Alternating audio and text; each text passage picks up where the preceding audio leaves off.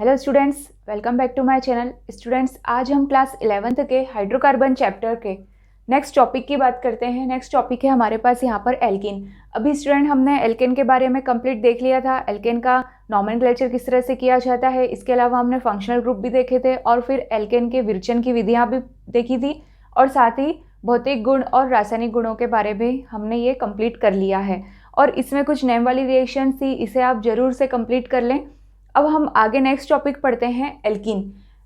Alkene में ये पहले भी पढ़ा चुकी है आप लोगों को। एल्कीन वे कंपाउंड होते हैं जिनमें कार्बन और कार्बन के बीच में डबल बॉन्ड होते हैं। ठीक है, अब जैसे स्टूडेंट प्रत्येक कार्बन की यहाँ पर दो दो वैलेंसी कंप्लीट हो चुकी है। कब कंप्लीट हुई? जब हमने दोनों के बीच में दो बंद मतलब डबल बॉन्ड यहाँ पर लगा दिया है।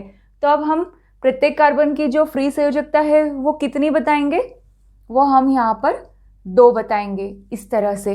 ठीक है, तो ये होता है एल्कीन, जहाँ पर कि कार्बन और कार्बन के बीच में 2 बंध पाए जाते हैं। और यदि इसका हमें सामान्य सूत्र लिखना है, जैसे हमने एल्केन के लिए सामान्य सूत्र लिखा था CnH2n+2, यदि इसी तरह से हमें एल्कीन के बारे में लिखना है सामान्य सूत्र, तो हम क्या लिखेंगे? CnH2n, ये इसका सामान्य सूत्र रहेगा। क्यों रहेगा? क्योंकि एल्केन में से हमने 2 हाइड्रोजन रिमूव कर दिए हैं, तो हमारे पास यहाँ पर सूत्र क्या बनेगा? CnH2n। 2 हाइड्रोजन इसलिए हटाए हैं क्योंकि हम यहाँ पर डबल बॉन्डेड कंपाउंड पढ़ रहे हैं एल्कीन।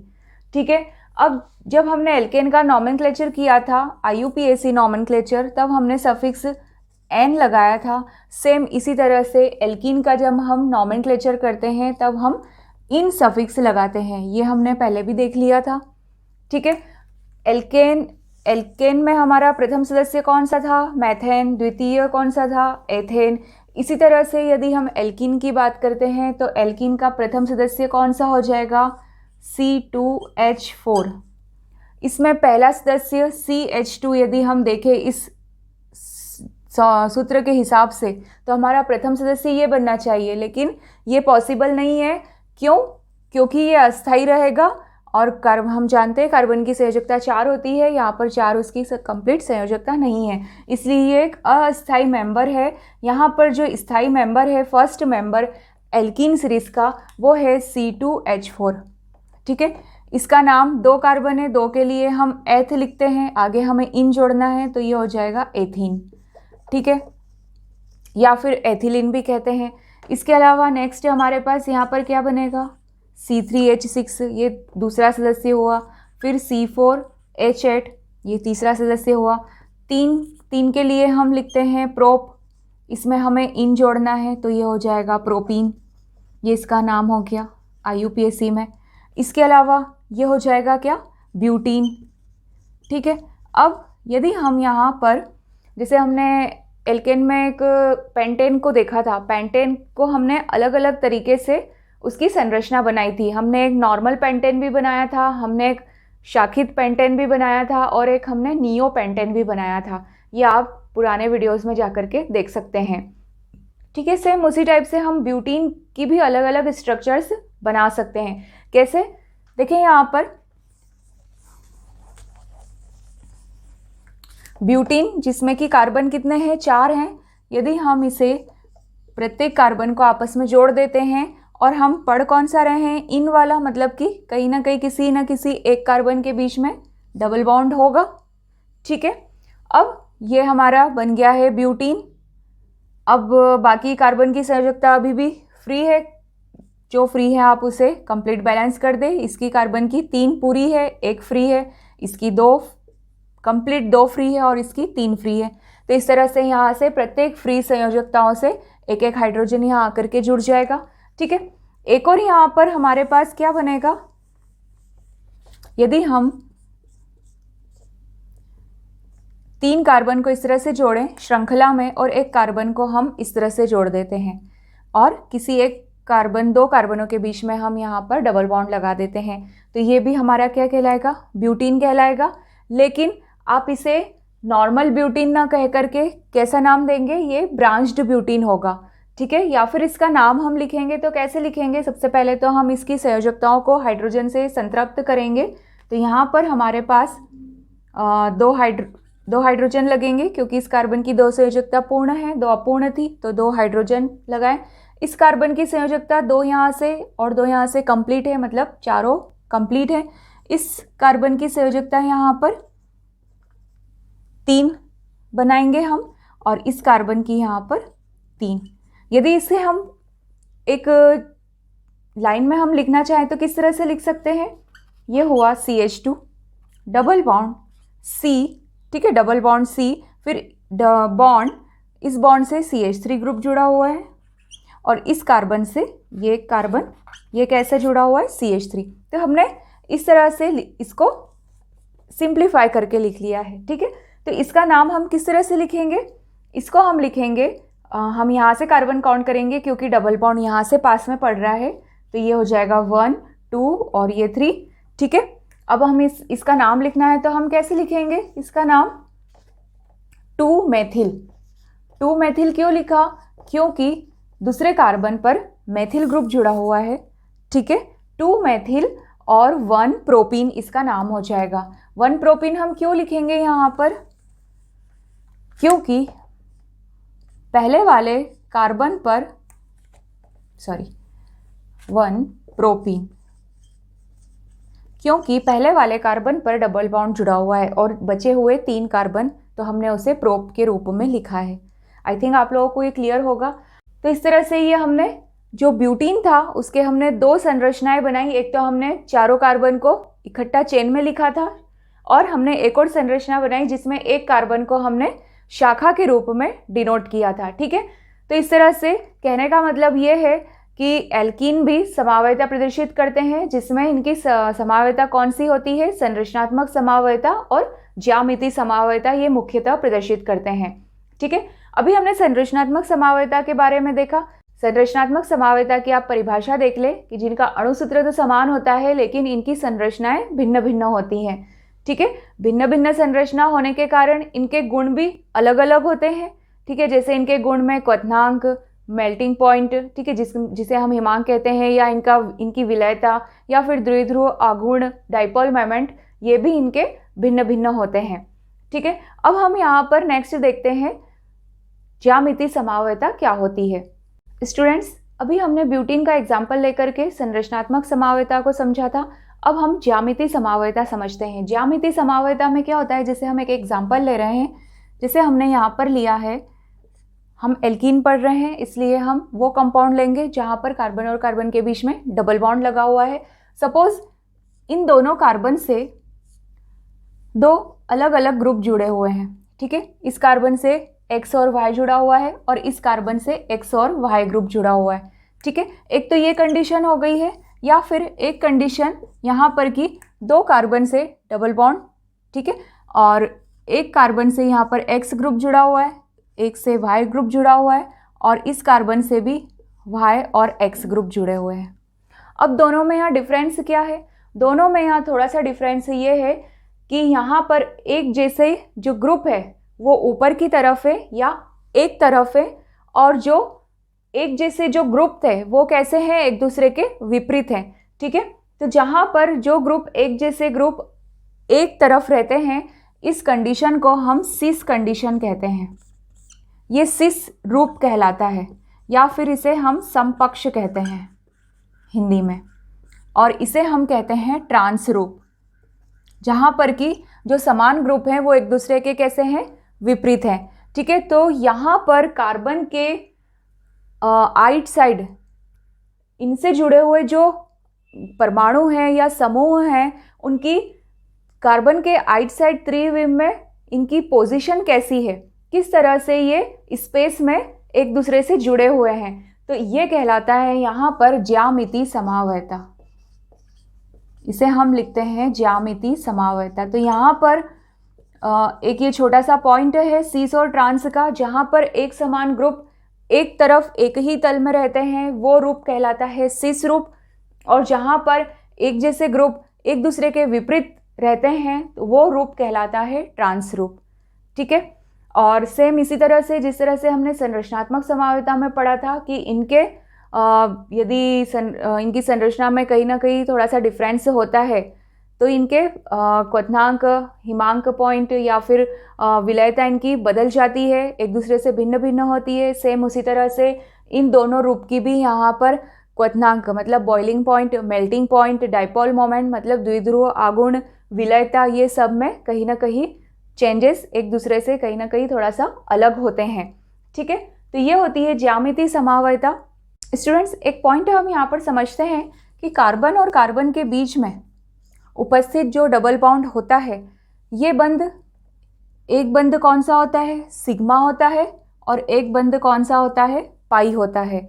अब एक चीज़ आप लोग यहाँ जानते होंगे, जब आपने अतिव्यापन मतलब ओवरलैपिंग टॉपिक पढ़ा होगा, तो यहाँ पर सिग्मा बंध कब बनता है या किस तरह से बनता है, और पाई बंध किस तरह से बनता है, ये भी आप लोगों को पता होगा। साथ ही आप लोगों ने हाइब्रिडाइजेशन मतलब संकरण वाला टॉपिक भी पढ़ा होगा।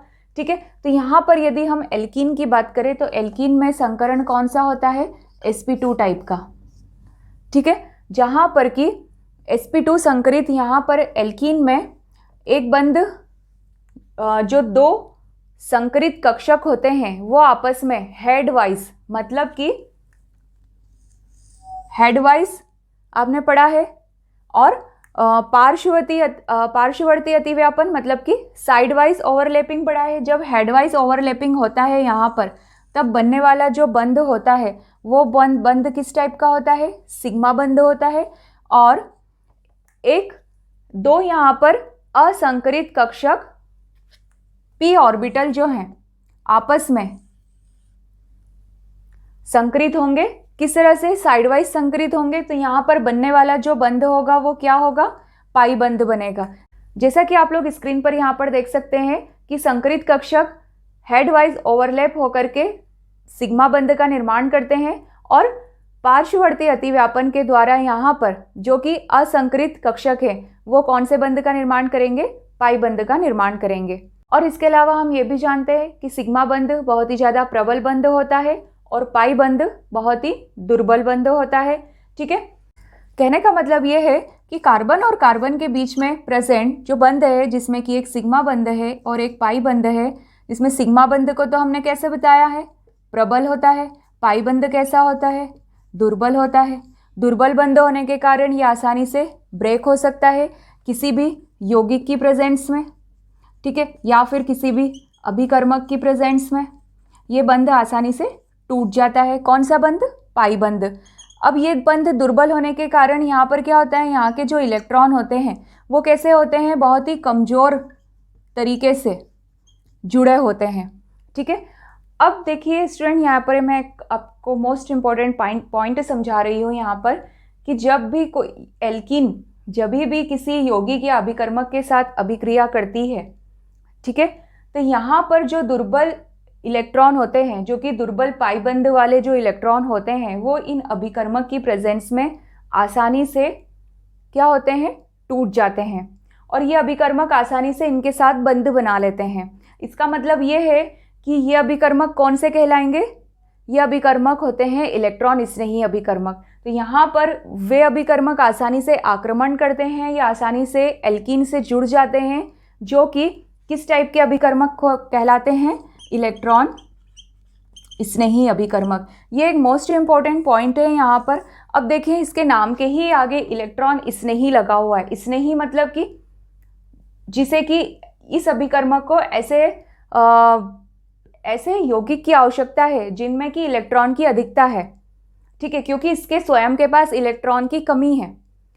ठीक है, इसके पास इलेक्ट्रॉन की कमी होने के कारण ये उस जगह पर आक्रमण करेगा जहाँ इलेक्ट्रॉनों की अधिकता है। अब हमने बताया कि पाई बंध कैसा होता है, बहुत ही दुर्बल होता है, और यहाँ पर बंधित जो इलेक्ट्रॉन होते हैं वो कैसे होते हैं, बहुत ज़्यादा कमज़ोर होते हैं। तो इन अभिकर्मक की प्रेजेंस में, कौन सा अभिकर्मक, इलेक्ट्रॉन स्नेही अभिकर्मक की प्रेजेंस में ये बंध आसानी से ब्रेक हो जाता है, और जो इलेक्ट्रॉन फ्री हुए हैं, बंध टूटने के बाद जो फ्री इलेक्ट्रॉन हुए हैं वो इन अभिकर्मक के साथ जुड़ जाते हैं। क्योंकि ये अभिकर्मक कौन से हैं, इलेक्ट्रॉन स्नेही हैं, तो इन्हें इलेक्ट्रॉनों की जो कमी थी वो इन यौगिकों से पूर्ण हो गया है। ठीक है, तो इसे आप भूले नहीं, ये एक मोस्ट इम्पॉर्टेंट पॉइंट है, इलेक्ट्रॉन स्नेही अभिकर्मक। और एक अभिकर्मक होता है नाभिक स्नेही अभिकर्मक।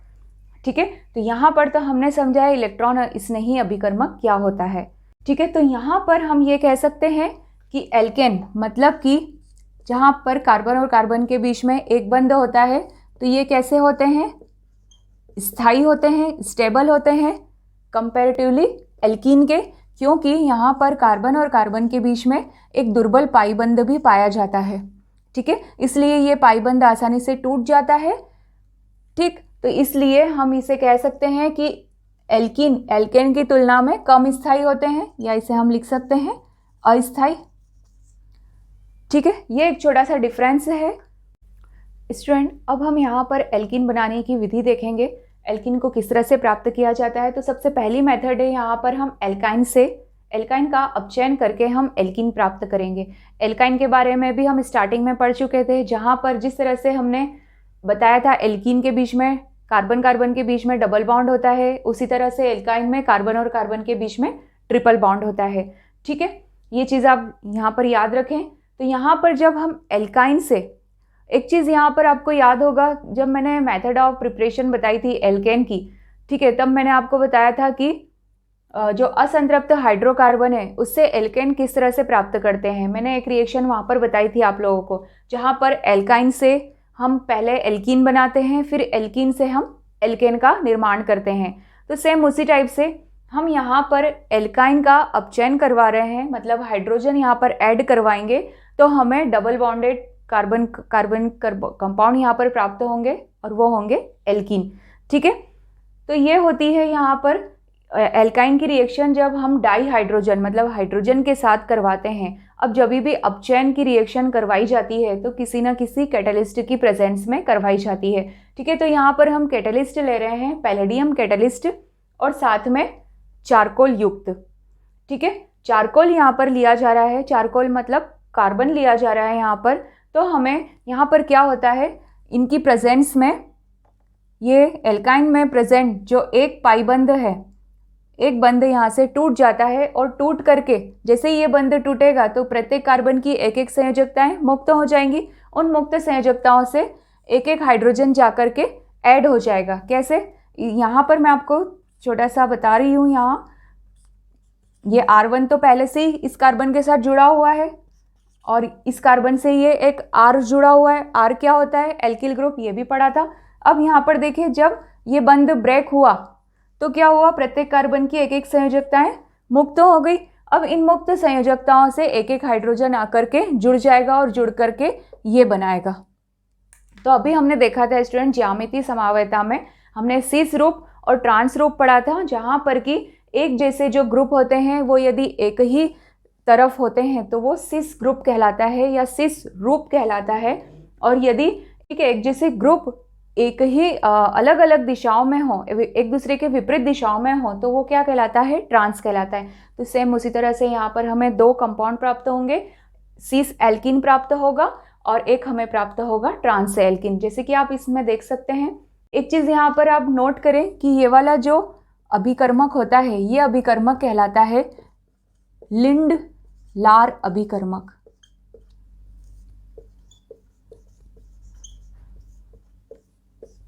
ठीक है, ये अभिकर्मक आप नोट करें। एक यहाँ पर ये भी पॉइंट है कि जो पैलेडियम युक्त हमने यहाँ पर जो हमने कैटलिस्ट और जो चारकोल लिया है वो विषाक्त होता है। इसकी विषाक्तता को कम करने के लिए यहाँ पर हम सल्फर का यूज़ करते हैं। ठीक है, तो ये जो फिर अभिकर्मक यहाँ पर तैयार होता है, इस अभिकर्मक को हम कहते हैं लिंड लार अभिकर्मक। तो ये रिएक्शन हमने इस अभिक्रिया में हमने ये बताया है कि एल्काइनों का अपचयन करवाने पर कैटलिस्ट हम ये लेंगे, उससे हमें एल्कीन प्राप्त होता है। स्टूडेंट्स, नेक्स्ट रिएक्शन है, यहाँ पर हमें एल्कीन बनाने की विधियाँ देखनी है। तो नेक्स्ट सेकंड वन पढ़ेंगे हम, एल्किल हैलाइड से एल्कीन को किस तरह से प्राप्त करते हैं। एल्किल हैलाइड को हम RX के रूप में लिखते हैं। ठीक है, जैसे हमने यहाँ पर एल्किल हैलाइड लिया है C2H5X। ठीक, C2H5X को हम इस तरह से भी लिख सकते हैं CH3CH2X के रूप में, या फिर इसकी स्ट्रक्चर को हम थोड़ा सा ओपन कर लेते हैं समझने के लिए। ठीक है, तो हम इस तरह से भी लिख सकते हैं। ठीक है, आप इसे ध्यान से देखें, कार्बन ये CH3 और फिर सिंगल बॉन्ड कार्बन यहाँ पर, जिससे कि दो हाइड्रोजन जुड़े हैं और एक हेलोजन ग्रुप जुड़ा हुआ है। ठीक है, तो जब हम इसकी रिएक्शन एल्किल हैलाइड की रिएक्शन हम एल्कोहलिक KOH के साथ में करवाते हैं, गर्म करवाते हैं, तो हमें क्या प्राप्त होता है यहाँ पर, एल्कीन। किस तरह से प्राप्त होगा? यहाँ पर जो रिएक्शन हो रही है एक्चुअल में वो होती है विहाइड्रोहैलोजनीकरण की। कौन सी रिएक्शन होती है? विहाइड्रोहैलोजनीकरण। मतलब कि हाइड्रोजन का और ये हाइड्रोजन और हैलोजन ग्रुप का विलोपन होना, निकलना। ठीक है, तो यहाँ पर हम देख रहे हैं कि यहाँ पर एक ग्रुप हमें प्राप्त हो रहा है HX, मतलब इस रिएक्शन को ही हम कहते हैं विहाइड्रोहैलोजनीकरण, जिसके कारण क्या होता है, इस तरह से ये निकलती है, जिसके कारण यहाँ पर क्या होगा, जब हाइड्रोजन और हैलोजन जब दोनों यहाँ पर नहीं रहेंगे तो प्रत्येक कार्बन की एक एक संयोजकताएं तो फ्री हो जाएंगी। फ्री होने के कारण क्या होगा, यहाँ पर दोनों कार्बनों के बीच में क्या होगा, डबल बॉन्ड मिल जाएगा। और हमें बनाना क्या था, हमें एल्कीन ही प्राप्त करना था। ठीक है, अब यहाँ पर एक पॉइंट ये है कि यहाँ पर हैलोजन तो निकलता है, लेकिन हाइड्रोजन कौन सा निकलेगा? यहाँ का भी निकल सकता है या फिर यहाँ का भी निकल सकता है। निकलेगा कौन सा, हमें ये बताना है। हमने यहाँ पर बॉक्स इस तरह से बना दिया कि ये वाला हाइड्रोजन निकल रहा है। हम यहाँ पर ऐसे भी बता सकते थे कि ये हाइड्रोजन निकल रहा है, लेकिन इस रिएक्शन में ध्यान देने योग्य ये बात है कि जिस कार्बन से हैलोजन ग्रुप जुड़ा होता है वो कार्बन कहलाता है अल्फा कार्बन, और उसके पास वाला जो कार्बन होता है उसे हम बीटा कार्बन कहते हैं। ठीक है, और इस बीटा कार्बन से जुड़ा हुआ जो हाइड्रोजन है, इस हाइड्रोजन को हम बीटा हाइड्रोजन कहते हैं। ये यहाँ पर समझने वाली बात है। और इस हैलोजन के साथ वही हाइड्रोजन निकलता है जो कौन सा होता है, बीटा टाइप का होता है। मतलब ये वाली रिएक्शन बीटा विलोपन अभिक्रिया होती है। ये आप जैसे जैसे केमिस्ट्री पढ़ेंगे तब आपको वहाँ पर आगे आएगा। जैसे आगे एक और रिएक्शन है, वहाँ पर मैं आपको बताऊंगी बीटा विलोपन अभिक्रिया।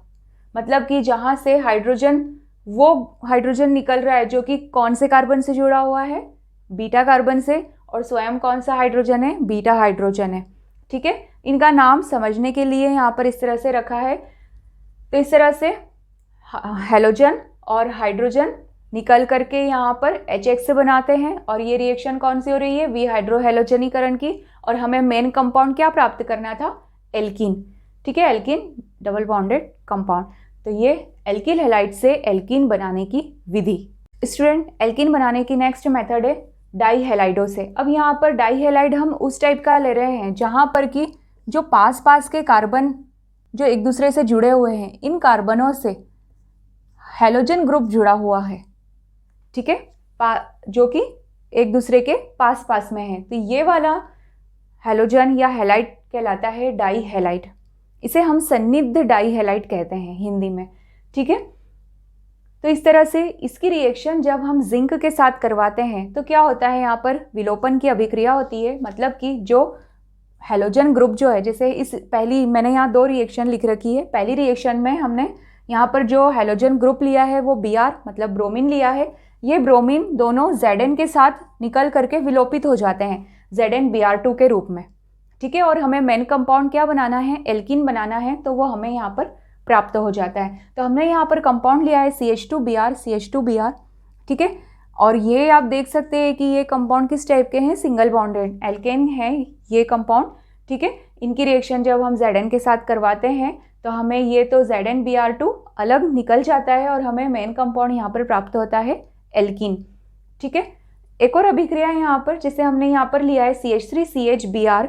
ठीक है, फिर कार्बन के बीच में बॉन्ड है प्रत्येक कार्बन। अब इस स्ट्रक्चर को ये आपको समझ नहीं आ रहा है तो आप इसे ओपन करके भी लिख सकते हैं। कैसे, मैं आपको बता रही हूँ कि यहाँ पर 3 कार्बन है, ये 3 कार्बन जोड़ दिए हैं, और जो बीच वाला कार्बन है और जो इधर का कार्बन है इससे Br ग्रुप जुड़ा हुआ है।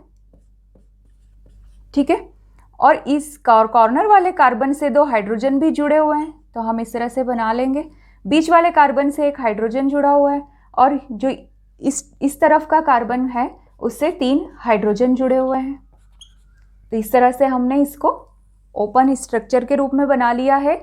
तो ये कंपाउंड Zn के साथ रिएक्ट करके क्या करता है, ZnBr2। ये दोनों Br अभी मैंने आपको बताया डाई हैलाइड। हमने डाई हैलाइड वो लिए हैं जिनमें कि जो कार्बन कैसे हैं, एक दूसरे के आसपास में मौजूद है, उनसे हैलोजन ग्रुप जुड़ा हुआ है। तो इस टाइप के जो हैलाइड होते हैं वो डाई हैलाइड कहलाते हैं। तो ये Zn के साथ रिएक्ट करके ZnBr2 के रूप में बाहर हो जाएंगे जैसे ही ये यहाँ से हट जाएंगे। अब देखिए जब यहाँ पर ये कोई ग्रुप जुड़ा हुआ नहीं है तो कार्बन की वैलेंसी क्या हो गई, यहाँ पर फ्री हो गई। ये देखिए ये फ्री हो गई। फ्री होने के कारण क्या होगा, यहाँ पर कार्बन और कार्बन के बीच में डबल बॉन्ड आ जाएगा। तो डबल बॉन्ड कंपाउंड हमें यहाँ पर प्राप्त हो जाता है इस तरह से CH3 CH double bond CH2, ठीक है। और ये 3 कार्बन है तो इसका नाम क्या हो जाएगा, प्रोपिन, और 2 कार्बन है तो इसका नाम हो जाएगा एथीन। तो ये एक छोटी सी मेथड थी डाई हैलाइड से। स्टूडेंट नेक्स्ट एल्किन बनाने की मेथड है अल्कोहल के अम्लीय निर्जलन से। अब देखें थोड़ा सा आप इसको अच्छे से रीड करेंगे तो आप खुद भी रिएक्शन बना सकते हैं। यहाँ पर हमको लेना है क्या, अल्कोहल, और आगे क्या लिखा है, अम्लीय, मतलब कि अम्ल की प्रेजेंस में रिएक्शन होगी, और निर्जलन मतलब कि जल का एक अणु यहाँ पर विलोपित होगा, बाहर निकलेगा, ठीक है। तो हमने यहाँ पर अल्कोहल लिया है C2H5OH, और इसको यदि इस तरह से तोड़ के लिखे तो ये भी लिख सकते हैं CH3 CH2OH, और यदि इसकी ओपन स्ट्रक्चर बनानी है तो हम इस तरह से लिख सकते हैं, ठीक है।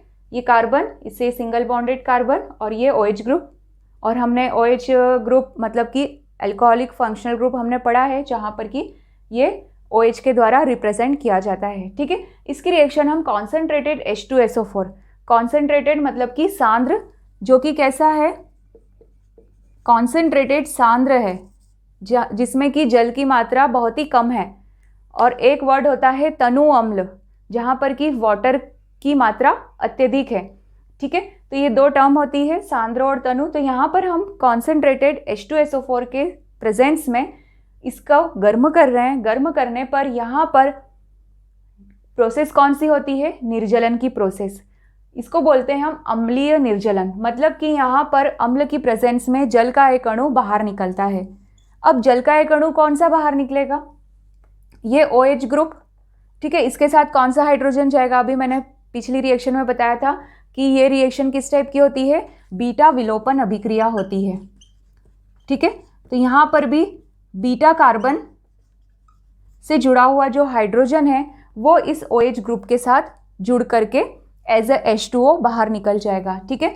OH ग्रुप इस कार्बन से जुड़ा हुआ है तो ये कार्बन होता है अल्फा कार्बन, और इसके पास का carbon beta carbon, beta carbon से जुड़ा हुआ हाइड्रोजन बीटा हाइड्रोजन, ठीक है। तो ये दोनों आपस में यहाँ पर इसकी प्रेजेंस में क्या होगा, ये HOH मतलब एज अ H2O जल के रूप में ये यहाँ से बाहर निकल जाएगा। अब फिर क्या होगा, प्रत्येक कार्बन की दोनों संयोजकताएं फ्री हो गई हैं, इसलिए दोनों के बीच में डबल बॉन्ड लग जाएगा और हमें प्राप्त हो जाएगा यहाँ पर एल्किन, जो कि हमें यहाँ पर प्राप्त करना था, ठीक है। तो ये एक और उदाहरण है बीटा विलोपन अभिक्रिया का, और चूंकि यहाँ पर अम्ल की प्रेजेंस में निर्जलीकरण हो रहा है इसलिए इसे हम कहते हैं अम्लीय निर्जलीकरण, ठीक है। ये एक छोटी सी टर्म है। तो स्टूडेंट आज की इस क्लास में हमने देखा है एल्कीन क्या होता है और इसकी मेथड ऑफ प्रिपरेशन हमने देखी है। नेक्स्ट क्लास में हम देखेंगे इनके भौतिक गुण और इनके रासायनिक गुण। तो स्टूडेंट आई होप आप लोगों को मेरी ये क्लासेस ज़रूर पसंद आ रही होगी, तो आप मेरे चैनल इमेजिन साइंस को लाइक शेयर एंड सब्सक्राइब ज़रूर करें।